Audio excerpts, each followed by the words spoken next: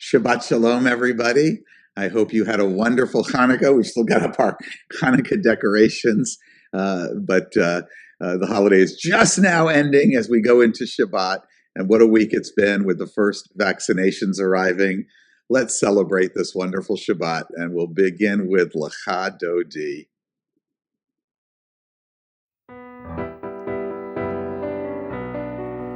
Lecha Dodi likrat kala, pnei Shabbat nekabla. Lecha Dodi likrat kala, pnei Shabbat nekabla. Lecha Dodi likrat kala, pnei Shabbat nekabla. Lecha Dodi likrat kala, pnei Shabbat nekabla. Likrat Shabbat lehuven elcha, ki et habracha hi mevia, b'simcha brina uvetzohola, pnei Shabbat nekabla. Lecha Dodi likrat kala, pnei Shabbat nekabla. Lecha Dodi likrat kala, pnei Shabbat nekabla.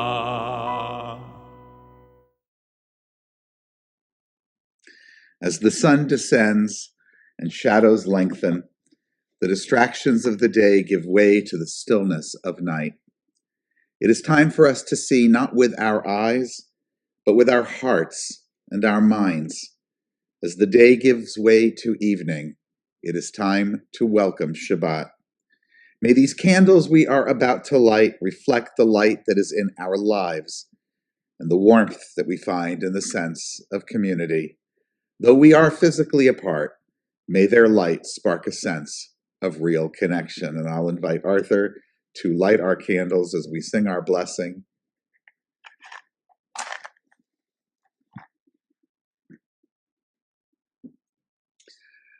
Baruch haor ba'olam, Baruch haor ba'adam, Baruch haor ba'shalom, ba'shalom, Baruch haor b'Shabbat.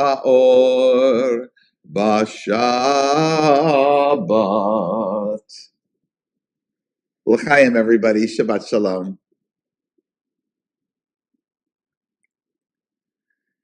Tonight, we come together in the only way that we can as we attempt to gain perspective on where we have been and where we are going. We may feel fragile. We may feel alone. Nevertheless, we remain connected as we search for strength, for gratitude, for community. On this Shabbat, may we lengthen our perspective. May we find the space to question and explore.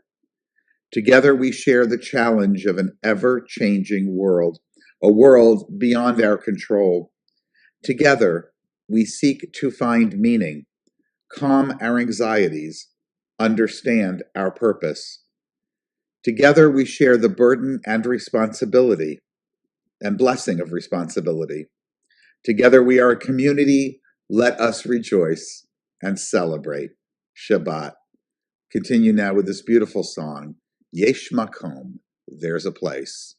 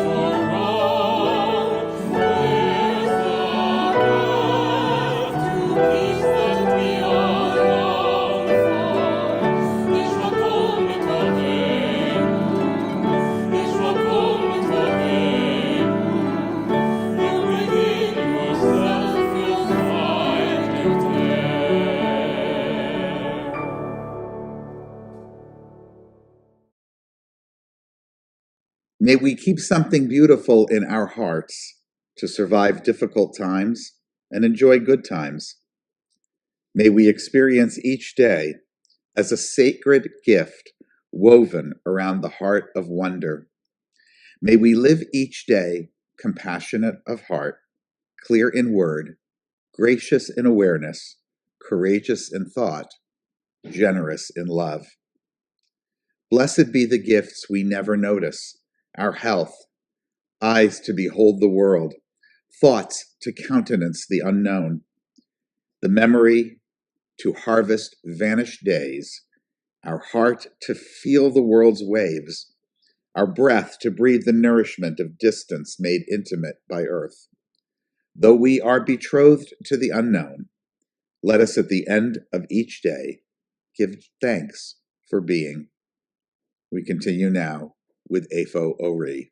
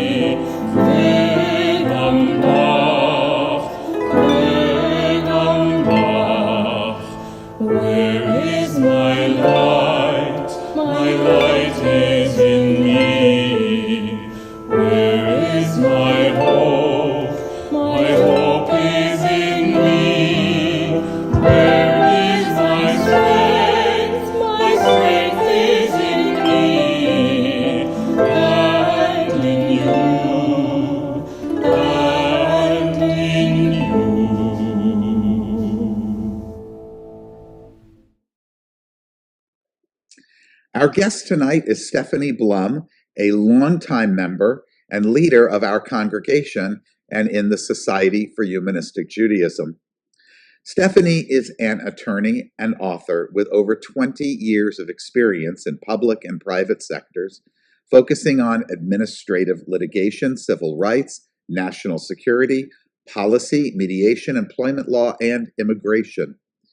She holds a degree in political science from Yale University, a JD from the University of Chicago Law School, and she has a Master's of Arts in Security Studies from the Naval Postgraduate School Center for Homeland Defense and Security in Monterey, California.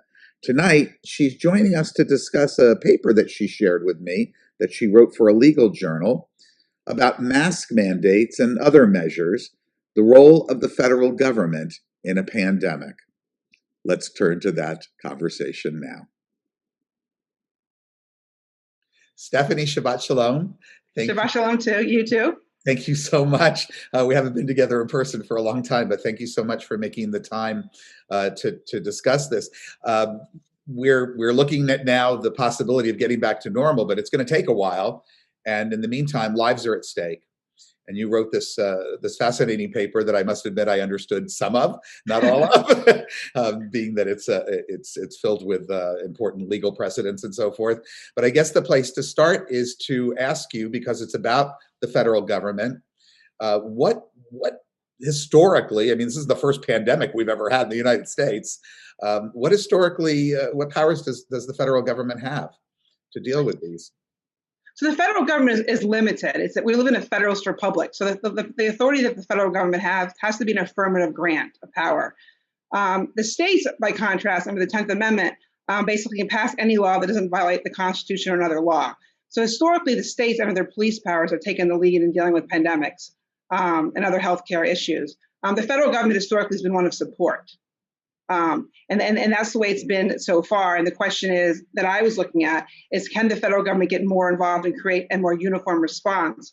And what really triggered that was we were taking a vacation up north, and we went to this restaurant and to get takeout. And there was a sign on the restaurant basically saying you have to wear a mask to come in, but we think it's a violation of your civil rights and we support your right to protest. And I was just shocked, like, it's a mask. So I was like, wow, it's really become politicized. That's when I started looking at the different authorities. And what's really interesting is this mask issue happened during the Spanish flu in 1918. People did not want to wear masks back then too. They would cut holes in the mask as a sign of civil disobedience to smoke cigarettes. And the health minister in Minnesota basically said, wear a mask. I'm not going to, but you should. And they had these influenza courts where people got fined if they didn't wear masks. So actually, I was surprised that this issue came up, in 1918 too. The Anti-Mask League, I believe it was called. Yeah, exactly. Yeah. So given that the federal government is not generally responsible for these things, what are the precedents that the states have demonstrate throughout history in dealing with them, and have they worked? Well, I mean, the state there was a case early in the 1900s where a state did enforce the vaccination, and that was upheld because we live in a society where one person, if they're sick, they can affect others. And so for the national good, there's some question now with recent Supreme Court cases since then, whether people's autonomy would take precedence over the way that court ruled in the early 1900s. But basically, the states have been able to enact laws dealing with pandemics, making people get tested, things like that, if it's reasonable. It has to be reasonable, and you have to look at the specific circumstances. And what's interesting is the Supreme Court really hasn't given much guidance at all on like quarantines and what would be reasonable for in a state quarantine. So scholars speculate that the standards that would be used would be the same kind of standards that are used when you're analyzing whether someone can be detained for mental health issues, involuntarily detained. They have a mental illness, and because of that mental illness, they have trouble controlling their behaviors, and they can hurt themselves or others. So people think that in a quarantine, you'd have a similar high standard you'd have to prove in order to be able to quarantine someone. I realize that we're dealing with a Congress right now that's quite split, but I remember when they raised the drinking age to 21, they mandated that on the entire country. How is it that they can create a federal mandate for other safety measures like that, and they can't create a mandate for a measure like mask wearing? Well, great question. In that case, actually, that case went to the Supreme Court for that very question, whether the federal government under the Commerce power, under the Commerce power would have that authority. And actually, what they found is under the tax and spending clause, the government can condition funds. The government can tell states, we want you to enact certain measures and condition it on funds. And as long as it's not too coercive, it's allowed. In that case, 5% of the funds, it was going to withhold 5% of the highway funds. The federal government was going to withhold 5% of the highway funds if states did not act a minimum drinking age of 21. So all states did. And that was found to be lawful under the tax and spending clause. However, interestingly, with the Affordable Care Act case, where the federal government had told the states, unless you enact our measures, we're going to withhold all Medicaid funding. The Supreme Court struck that down as too coercive. They said the states have like a gun to their head because the Medicaid budget was 10% of this whole state's budget. So they said in that case, the use of this tax and spending clause was too coercive. So it really depends on whether it's considered coercive or not. But yes, the government, that's how the government does a lot of things. It conditions it on funding. And the federal government could do that. And I discussed that in my paper. And the concern would be if some states opted out, you're back to the same status quo, sort of whack-a-mole situation where some states are doing it and some states aren't. And the other question is, in the context of a pandemic, would that be considered inherently too coercive if you withheld money because the governor doesn't want to enact a certain measure and then the other people in that state are worse off? So there's questions about that. But I certainly argue in my paper that would be a preferable way to approach it in creating a federal mask mandate, because I think that would run into problems under the Commerce Clause. So to the federal mask mandate, is this something that you think could work? And I guess the follow-up, I'll ask it right now, is there even any kind of chance that could be enacted? Great question. So as a normative matter, I think we all should be wearing masks. I think when we're outside and we can't social distance, we should be wearing masks. So the question is, what's the best way to get there? I would love it if we could have a federal pandemic statute which had a mask mandate. And I tried to argue that in my paper, and I tried to make a strong argument for it. But I think it runs into two problems. I think, and I can get into more of that in a minute, but I think it runs into constitutional problems. And I think it runs, as in a practical matter, as an enforcement problems. Because the federal government cannot force the states to enact federal law or enforce federal law. So you have to rely on the states to do it. So again, you're back to leadership and asking the states to enact these measures, which is what we're doing now. And hopefully Biden, with his leadership, will be able to persuade more of the states to enact measures and to enforce measures.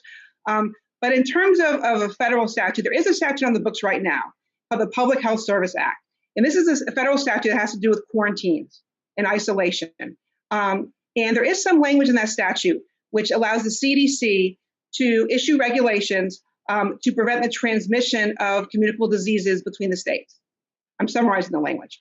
And so there's a question whether could the federal government use that language, that broad language, to enact a federal mask mandate. And interestingly, in September of this year, the CDC used that language to enact the eviction moratorium.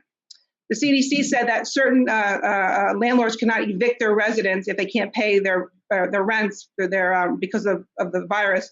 And the concern was, under the statutes, that people became homeless. They would, congregate in shelters, and it would, spread the virus more. So they enacted this statute under the Public Health Service Act. And there's a lot of question whether that's going to be legally challenged, because the Public Health Service Act, while it has that broad language, was created in the context of pandemics and isolation and quarantines and control and treatment of animals and livestock, and nothing to do with eviction, landlord issues, or masks. But if the federal government is able to do it for evictions, I don't see why they couldn't do it for masks. So that would be the best argument on the existing statute, would be the Public Health Service Act under Section 361. But I think it's questionable whether, if the eviction thing is challenged, it's questionable whether that would be upheld, and the same with the mask mandate. I think the federal government, and I certainly think President Biden, could make all federal employees wear a mask. He can make anyone in a federal building wear a mask. He can make people in a federal park wear a mask. People that are engaging in interstate commerce to wear masks, like people on trains that are crossing state lines. But in terms of mandating everyone in their house and just going to the store to wear a mask, that's where I think the federal government would run into problems. And the better approach would be to try to persuade the states under leadership to enact a federal mask mandate or enact a state mask mandate that the states then enforce. So given that probably states like South Dakota, I could think of off the top of my head, are unlikely to enact a mandate, is there a persuasive kind of case that can be made in this divisive situation that we're in? I guess it's less of a legal question and more of an opinion. Yeah, I mean, the country's so politicized right now, and I can't believe, like in the 1918, as we mentioned, people didn't want to wear masks, but it wasn't so politicized. Now it's so politicized; it's become, a Republican versus Democrat thing. Like I was driving to Colorado with my sister to see my parents, and when we drove through certain Democratic states, everyone wore a mask when we went to the gas station. When we drove through, if they had a Republican governor, no one was wearing masks. It looked at us like we were crazy. So it's really become politicized. But no, I'm not particularly optimistic when I see what's going on right now with challenging the election, and it still seems very politicized. So I think certain states like Michigan are going to enforce mask mandates. I think right now, I just checked, as of this week, 38 states in the District of Columbia and Puerto Rico have some kind of mask mandate. But that's 12 states that don't. And as you know, with the pandemic, it's a free rider problem, and it doesn't stay within a state. So it's whack-a-mole. You get it in control under one state, but if another state's not taking the same measures, you're really not going to get it under control. And what's really interesting is there was a study done by the University of Washington, which said that if 95% of the population wore masks between September of 2020 and December of 2020, 70,000 lives would be saved. Unbelievable. And it just became so politicized. I am interested if you can extend some of the things you're thinking about to the vaccinations, to how we can, if we can't get people to put a piece of cloth over their face, how much the more so are we going to struggle with vaccinations? And are there mandatory kinds of things that state and federal governments can do to encourage or require vaccinations? So as I mentioned, there was an earlier case in the 1900s where the Supreme Court upheld enforced vaccinations.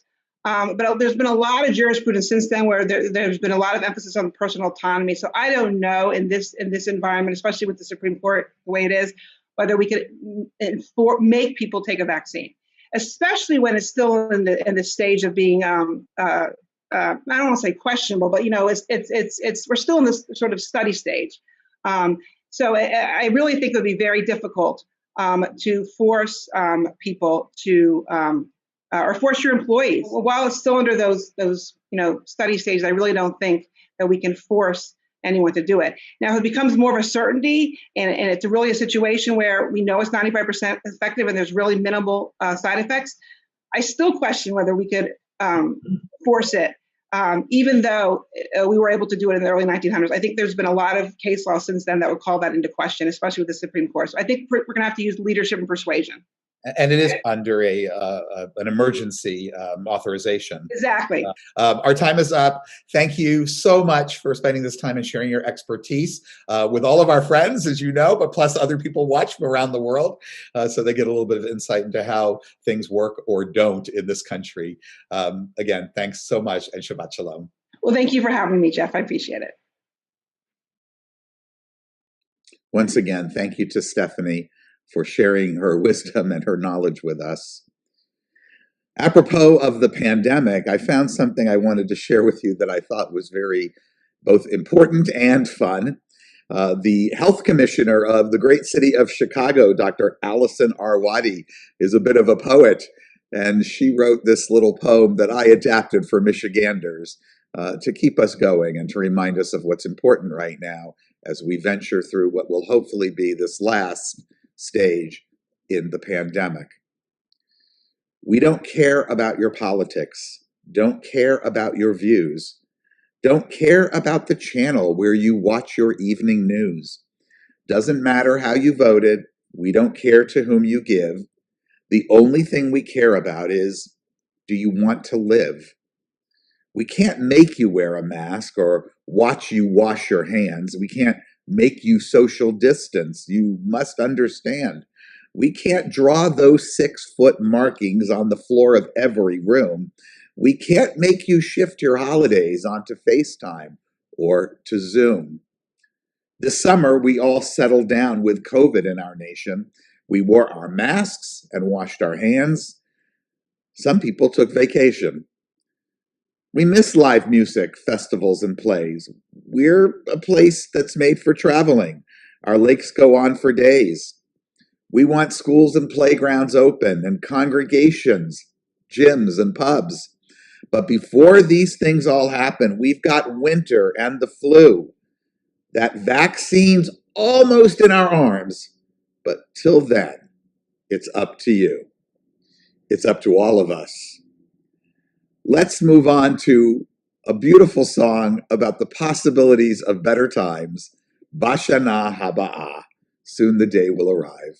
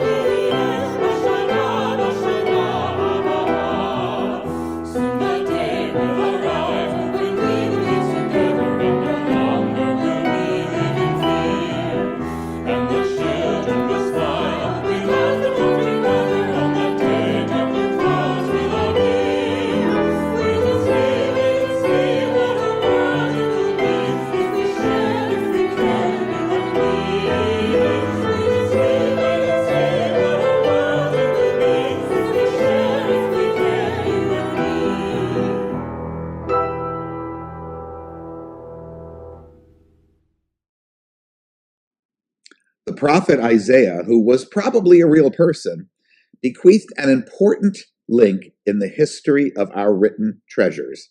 He is famous for his prophecy of a future of peace. Famously, he said, "Let them beat their swords into plowshares and their spears into pruning hooks. Nation shall not lift up sword against nation, neither shall they learn war anymore." The poet Yehuda Amichai came along in the 20th century, and he has his place in the history of Jewish literature too. He answered Isaiah with these words: "Don't stop after beating the words into plowshares. Don't stop. Go on, beating and making musical instruments out of them. Whoever wants to make war again will have to turn them into plowshares first." Let's continue with our meditation on making peace, the song Na'aseh Shalom.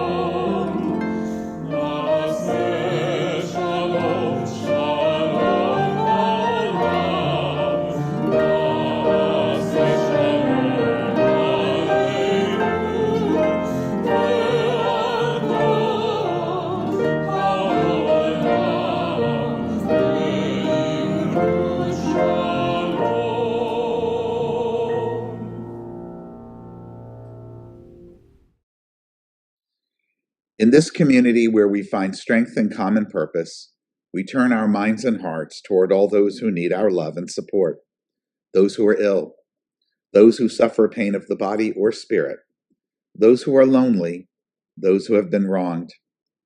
Tonight, we extend our well wishes to these members of our community and to their loved ones, to Deborah Luria, Cece Stone, Julie Eliason, Karen Tremper-Harris, Myron Tink, Peter Schweitzer, and Deb Drennan.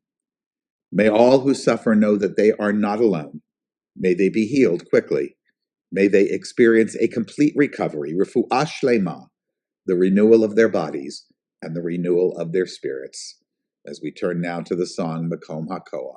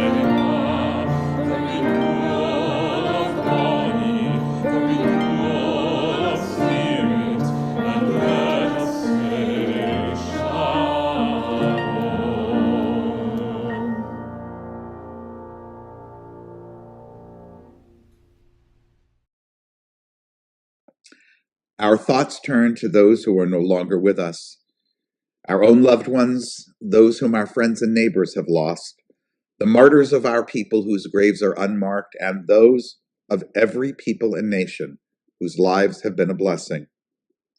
As we remember them, we meditate on the meaning of love and loss, of life and death. We recall now our loved ones whom death has recently taken from us, those who died at this season in years past, and those whom we have taken into our hearts with our own. Tonight, our congregation continues to mourn the deaths of Mike Beltzman and of Priscilla Molnar. We also observe this week the first anniversary of the death of our beloved congregant, our shofar blower, Jerry Grodsky. We miss him so much, his teaching to our children, his guidance and his wisdom. We send love to his family as we mourn his death. We observe, too, the yahrzeits of these beloved people, of Murray Altman, Mildred Dreyfus, Louis Dezoden, Lieber Farber, Robert B. Gerondacey, Janet Gusson, Jean Hirsch, Eva Lang, Helen Lipson, Philip Lowe, Alvin Lubeck, Richard Ricky Maloney, Naomi Mandelbaum, Chaim Miroff, Gertrude Oberstein, Sylvia Paul, Stephen Rice, Manya Roast, Joseph Rubin, Nedwin Smokler, and Edward Warren. May memories of all of these beloved people provide a measure of comfort as those who love them venture through life in their absence. That is our program for tonight, everybody. We are inching ever closer to the day when we may be together doing this once again from the meeting room at 28611 West 12th Mile in Farmington Hills, Michigan. But we're not there yet. And so let's please take the advice of the good doctor, poet. It's all up to us to keep the contagion and the death rate low throughout the winter. This is a mandate, a mitzvah of the highest order. And we can do it because around the corner lies a return to normalcy. We miss you all very much. We will be off for the next 2 weeks, resuming the second Friday night in January. The first is New Year's Day. Happy New Year to you all. We'll see you soon. We conclude with, peace be with you.